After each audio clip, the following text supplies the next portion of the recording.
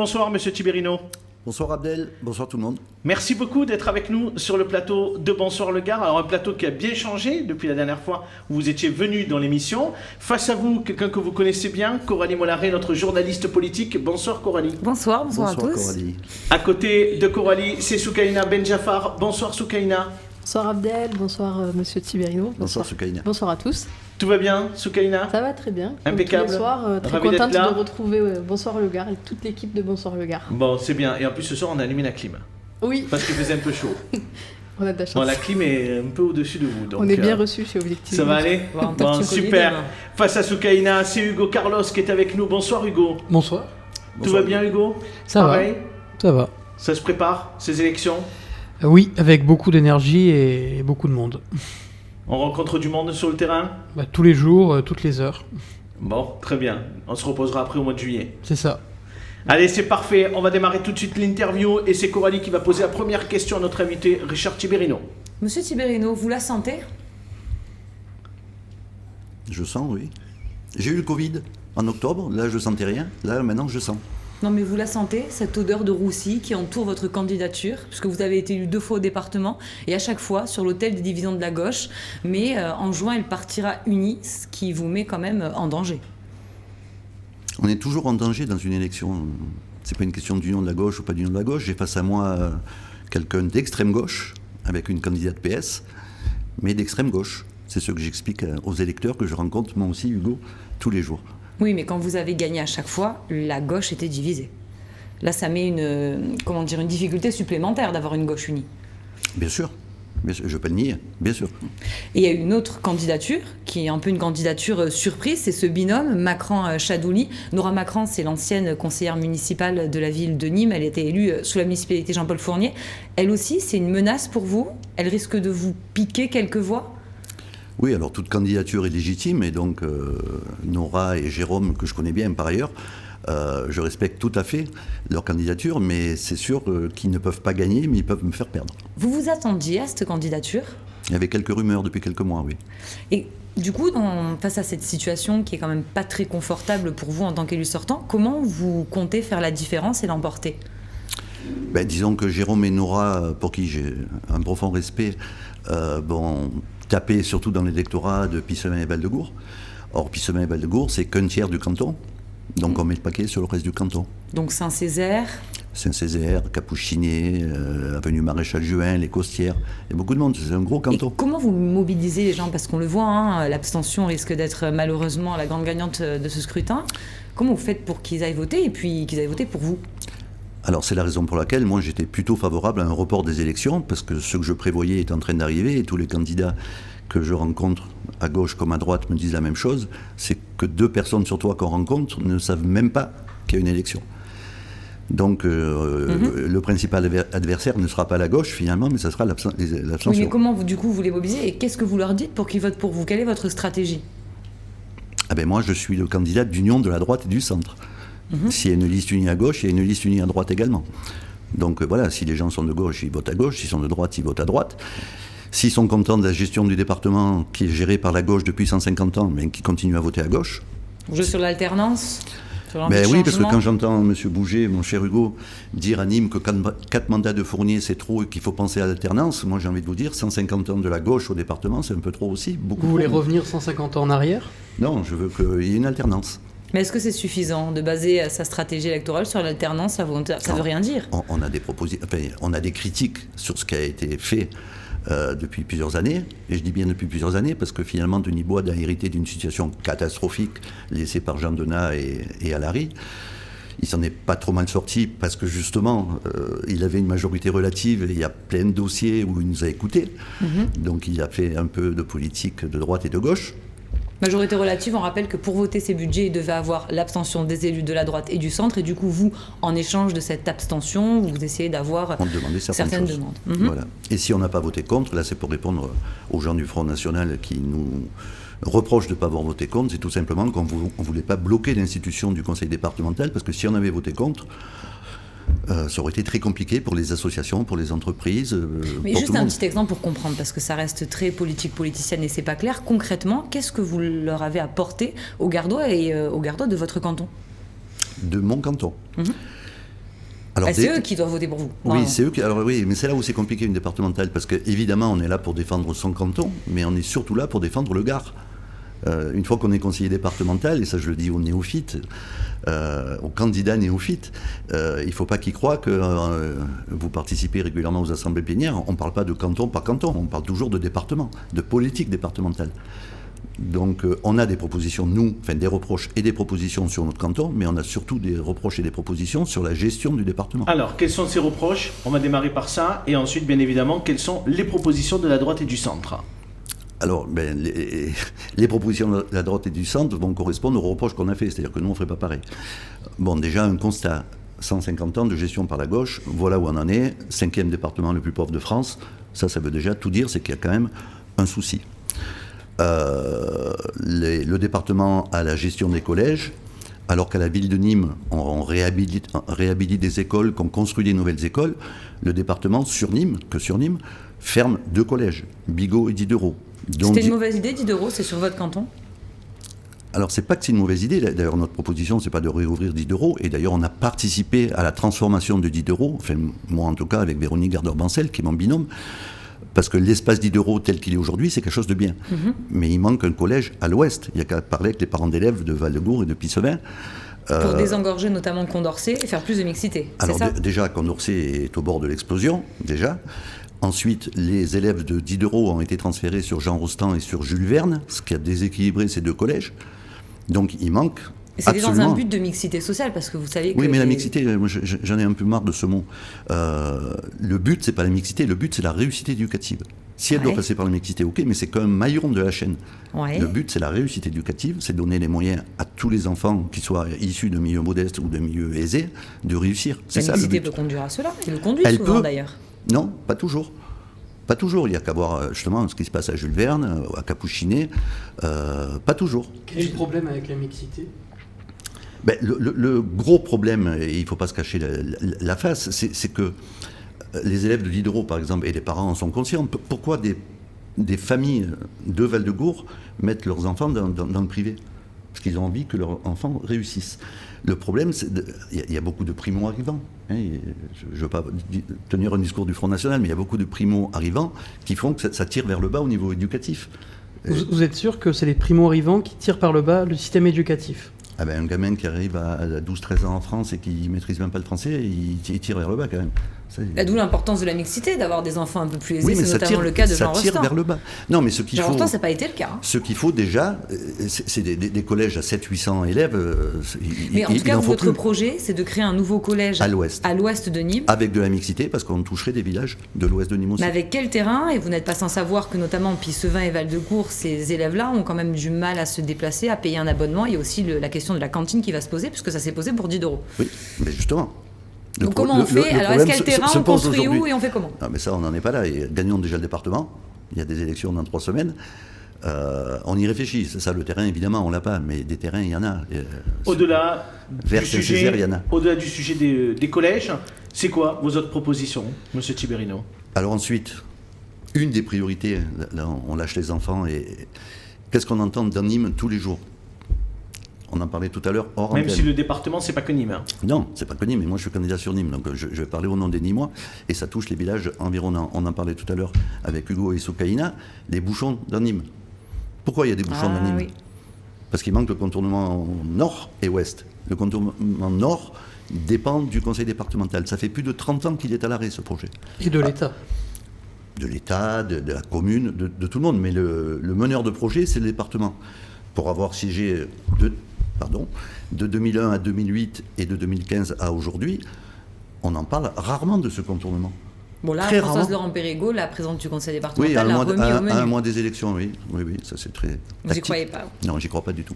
Autre chose, rapidement? Autre chose, Coralie le sait, un de mes sujets de prédilection, c'est les pompiers, le SDIS. Il n'y a jamais eu autant de grèves et de mécontentement de la part des pompiers que depuis 5 ans, 6 ans. Donc là aussi, il y a des choses à faire. Alors, proposition, puisqu'on n'est pas que négatif. Le SDIS est en difficulté financière parce que le SDIS finance tout, avec l'argent du département et des communes. Il y a beaucoup de départements où c'est le conseil départemental qui fait les investissements, c'est-à-dire qui crée, qui construit des casernes, et ensuite le SDIS finance le fonctionnement avec l'arrivée des pompiers. Ça fait partie Ça lui permet de d'avoir notre moins de processus. charges financières. Allez, Soukaina, votre première question à notre invité Richard Tiberino. Oui, alors à Nîmes, on a la chance d'avoir un tissu associatif engagé et résilient qui agit sur différents plans, notamment l'accompagnement des jeunes, le soutien aux personnes âgées, l'accompagnement des personnes les plus démunies. Et aujourd'hui, ces acteurs associatifs, ils s'interrogent sur l'avenir sur leur avenir, parce que le conseil départemental, c'est une réelle béquille pour l'ensemble de ses partenaires. Ce que je voulais vous demander, c'était en gros, qu'est-ce que vous leur dites à ces acteurs associatifs, à ces acteurs du monde de l'action sociale qui souhaitent poursuivre leur action en faveur des plus démunis avec les moyens dont ils bénéficient aujourd'hui? Est-ce que vous comptez rogner sur les crédits si vous accédez à la présidence du conseil départemental? Est-ce que vous comptez rogner sur les crédits qui leur sont aujourd'hui alloués? Non, Soukaina, vous savez que je suis issu depuis Sevin, où j'ai vécu plus de 50 ans, donc j'ai grandi avec ces associations. Vous-même, à l'Est, vous en avez une. Elles sont essentielles, ces associations. Et quand vous dites c'est la béquille, en fait, j'ai toujours dit, c'est la béquille des failles de l'État et des pouvoirs publics en général. C'est-à-dire, si les politiques avaient fait le conseil départemental, boulot, c'est une collectivité à vocation sociale. C'est son rôle aussi d'agir sur ces sujets-là. Non, mais d'accord. Alors, pour répondre franchement à votre question, il est hors de question qu'on rogne sur les subventions des associations, et notamment, parce que certains s'amusent à dire ça, on ne touchera pas à la culture et on ne touchera pas au sport. Car C'est ce pas sont des qu'ils facteurs. s'amusent, c'est que ça a été votre axe de campagne pour 2015. Oui, mais bon. C'est l'axe de la droite. Oui. C'est ce qui a été fait à l'agglomération quand LR Non. a repris la présidence. Non, ce qui a été fait à l'agglomération, c'est que le prédécesseur de Franck Pousse a laissé une situation telle qu'on a été obligé de rogner Supprimer la compétence sport. un peu de partout. Oui, non, c'est pas tellement sport. On a Sport et rogné culture aussi, légèrement. on a rogné surtout sur les grosses subventions qui étaient données aux gros clubs à l'agglo. C'est pas une Pas qu'aux question. gros clubs. C'est pas une question de LR ou pas de LR. C'est une question de situation financière. Et d'ailleurs, pour être franc, évidemment, si jamais on prenait le département, la première des choses qu'on ferait, comme tout challenger, c'est des audits. C'est-à-dire, évidemment, qu'on veut aider les associations, et il y a plein de choses qu'on veut aider. Hein. Même si un audit a déjà été fait il y a 6 ans en 2015. arrière. Oui, mais il s'en est passé des choses pendant 6 ans, Abdel. La question d'Hugo à Richard Tiberino. Oui, quand on vous écoute, quand on voit votre campagne, vous avez tendance à beaucoup municipaliser. C'est votre logique. Pourtant, le département, c'est pas que la ville de Nîmes. Et en milieu urbain, des fois, on a du mal à percevoir les cantons, mais c'est vraiment un échelon départemental. Et à la droite, d'ailleurs, ne présente pas de candidat sur plusieurs cantons, 3 il me semble. Là, on peut aussi se poser la question de la cohérence. Et c'est ce que je voulais vous demander. Quelle est votre cohérence en municipalisant à fond une campagne, en essayant de rejouer une élection, en ne présentant pas de candidat ailleurs? On a du mal à comprendre. Alors, pour le manque de candidats, d'abord, c'est pas 3, c'est 4 cantons, malheureusement. Tout simplement parce que ces cantons sont des bastions de gauche et que les candidats habituels qui se présentaient sur ces cantons, on a un peu marre de perdre. Donc, je suis honnête, il y a des cantons où on n'a pas trouvé de candidats, et je le regrette sincèrement. Ensuite, municipaliser, on ne municipalise pas.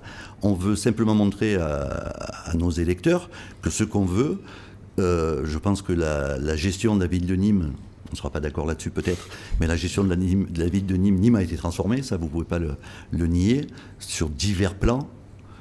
Sur le centre-ville, oui. Sociaux, non, pas que sur le centre-ville. Le projet en rue, je vous assure, c'est pas que le centre-ville. Par exemple, collectivités aussi. Oui, mais nous, on y met beaucoup d'argent. Et l'État aussi. Et l'État surtout, et heureusement. Voilà, l'État. Non, mais heureusement, mais s'il n'y avait pas eu une pression à l'époque de Laurent Burgois qui avait en charge ce dossier, on n'en serait peut-être pas là. On a le dossier en rue le plus important de la région Occitanie. Mais donc, ce que je voulais vous dire, c'est qu'on ne municipalise pas. On veut montrer aux électeurs qu'on peut gérer, c'est qu'on peut faire beaucoup d'investissements, comme on a fait à Nîmes, sans augmenter les impôts. Je vous rappelle quand même que la gauche de Denis Boide a augmenté les impôts locaux de 10% durant ce mandat, à cause de la situation financière qu'il a trouvée de ses prédécesseurs. Oui, mais du coup, la situation financière, elle s'est quand même nettement améliorée. Et la dette, on a une capacité de désendettement de 4 ans. Et là, il y a 110 millions d'euros qui ont été mis de côté, qui vont servir aussi à de l'investissement. C'est que bon, la ville de Nîmes, certes, donc la dette a été diminuée, il y a eu des efforts, mais c'est la même chose au conseil départemental du Gard. Vous ne pouvez pas le nier aujourd'hui. On est toujours à 500 millions de dettes au département que je crois, non ? Oui, mais attendez, avec des investissements qui ont été faits quand même. Et puis, c'est pas tant, enfin, la dette, oui, le niveau, mais regardez la capacité de désendettement. On était à plus de 10 ans en 2015 et aujourd'hui, on en est à 4. Enfin, je veux dire, à un moment, il fallait financer tous les investissements sur les cantons de droite qui ont été faits. Je ne critique pas Denis Boide par rapport à la situation, je vous dis... Non, mais vous dites on va faire la même chose au département qu'à la ville, mais force est de constater que ça a été le cas, et notamment aussi grâce à la majorité relative. Oui, non, mais... On peut dire, par exemple, il vient de le dire, Hugo, que la droite n'aide pas les associations. Notre budget politique de la ville à la ville est toujours le même. On ne l'a jamais rogné. Il suffit d'aller dans des associations diverses, à l'ouest ou à l'est. On n'a squeezé personne, même ceux dont on sait qu'ils ne sont pas favorables. Mais ça, c'est une peur qui a été agitée par rapport à la campagne de 2015. Mais ce que les électeurs veulent peut-être savoir, c'est si demain le conseil départemental, enfin la droite est gérée par le conseil départemental, qu'est-ce que fondamentalement ça va changer ? Qu'est-ce qui va changer ? Fondamentalement, c'est les sujets que je viens de dire. Bon, déjà, les collèges, il faut les réhabiliter, il faut les sécuriser. Ça fait 15 ans que j'étais élu à la sécurité, vous le savez, pendant 20 ans. J'ai demandé à Larry, j'ai demandé à Denat, j'ai demandé à Boide ensuite de cofinancer les caméras aux abords des collèges, parce que c'est pour la sécurité des collégiens, ça a toujours été refusé, pour des histoires de doctrine. Enfin, bon, voilà un exemple. Toutes les entrées de ville, à Nîmes, la route de Sauve, la route d'Alès, la route d'Uzès, sont des départementales. Vous avez vu dans quel état elles sont ? Nîmes a été la grande oubliée. Nîmes n'a pas de leçon à faire en termes de voirie, je pense. Oui, mais vous avez vu le budget voirie qu'on a. On a 900 km de voirie. On ne peut pas tout faire, même en 20 ans. Là aussi, que pour le centre-ville, à Nîmes. Mais non, pas du tout. Pas du tout. J'étais à Pujuteil ce matin. Il y a des axes qui ont été refaits à Pujuteil. C'est pas le centre-ville. Allez, on avance. La deuxième question de Soukaina. Et c'est sur la rénovation urbaine, je crois, oui, c'est ça ? Effectivement. Sur une grande partie de votre canton est concernée par le nouveau programme de renouvellement urbain. Et en 2014, on a créé, les députés, le Parlement a créé ce qu'on appelle les conseils citoyens, qui permettent aux habitants des quartiers prioritaires de la politique de la ville de co-construire avec l'ensemble des partenaires du contrat de ville et de définir les orientations de ces projets de renouvellement. Force est de constater aujourd'hui que la question de la participation des habitants, elle est, je dirais, délaissée ou même peut-être reléguée au second plan. En tout cas, c'est comme ça que le ressentent certains habitants dans ces quartiers. Est-ce que vous pensez que la place qu'occupe la participation citoyenne, elle est aujourd'hui pertinente, et est-ce que, selon vous, tous les moyens ont été mis en œuvre pour qu'elle puisse se dérouler dans les bonnes conditions ? Alors, la participation des habitants est essentielle. Moi, avant de faire de la politique, j'étais commerçant à Nîmes-Ouest, à Pissevin. Je parlais déjà, et je ne faisais pas de politique, je parlais de la nécessité de renouveler ce quartier, parce que je sentais bien que ça s'enfonçait, et maintenant ça devient compliqué. Donc participation des habitants, essentielle, mieux que les conseils citoyens qui existent et qui fonctionnent, contrairement à ce que vous dites, parce que bon, j'ai la délégation du contrat de ville à Nîmes Métropole. Alors évidemment, depuis un an, on est en visioconférence, il n'y a pas de contact humain, c'est un peu compliqué. Mais mieux que les conseils citoyens, ce sont les maisons de projet qu'on a mis dans les quartiers. Je vois la maison de projet de Pissevin fonctionne très bien. Il y a des habitants tous les jours qui passent, qui donnent leur avis. Alors après, on en tient compte ou on n'en tient pas compte par rapport à des aspects financiers. Souvent, c'est souvent ça qui nous fait trancher les politiques. Mais on ne peut pas transformer un quartier ou des quartiers sans tenir compte des habitants. C'est évident. Et là-dessus, je rejoins totalement les idées de gauche. Mais évidemment. Oui. On va avancer parce qu'on arrive au bout de l'interview. Une question peut-être sur la sécurité ? Oui, une double question d'ailleurs. Alors, on le sait, les quartiers prioritaires ont été touchés notamment par une fusillade l'an dernier dans un contexte de trafic de drogue, mais pas que. On peut citer en ce moment Puech-du-Teil où il y a des vols de roues, de Clio, où des voitures souvent se sont dégradées. Alors, le département, il n'a pas la compétence sécurité, mais comment vous pouvez mettre votre pierre à l'édifice? Parce que, à mon avis, les habitants, moi j'habite ce canton, et on m'a volé les mérous, mais des habitants, certainement, doivent vous le faire remonter. Ben, la sécurité, évidemment, même si je n'ai plus élu la sécurité, on me le fait remonter. Sachant quand même que ce genre de délinquance-là est nettement en baisse sur Nîmes, parce qu'il y a un gros travail qui a été fait. Pas à pu ajouter, en tout cas. Hein. C'est pas pour parler de me faire manquer une généralité, mais c'est pas ça s'entend dans le quartier, quand même. Quand j'étais élu à la sécurité, il y a eu une centaine de voitures dégradées sur Jean Jaurès, et puis un jour, on est tombé sur quelqu'un, et c'était ce quelqu'un qui avait dégradé les 100 voitures. Là, pareil, je fais confiance à la police. Après, au niveau du département, non. Alors, c'est peut-être pas la sécurité n'est pas dans sa compétence, mais la prévention spécialisée l'est. Et notamment les éducateurs de rue. Parce que la sécurité, le premier des maillons, c'est la famille. Le deuxième des maillons, c'est des travailleurs sociaux qui sont dans la rue. Le budget actuellement consacré par le conseil départemental de gauche, qui devrait mettre le paquet là-dessus, c'est 600 000 €. C'est-à-dire peanuts sur un budget d'1 milliard. Que met la ville? Mais c'est pas notre compétence, la prévention spécialisée, c'est le département.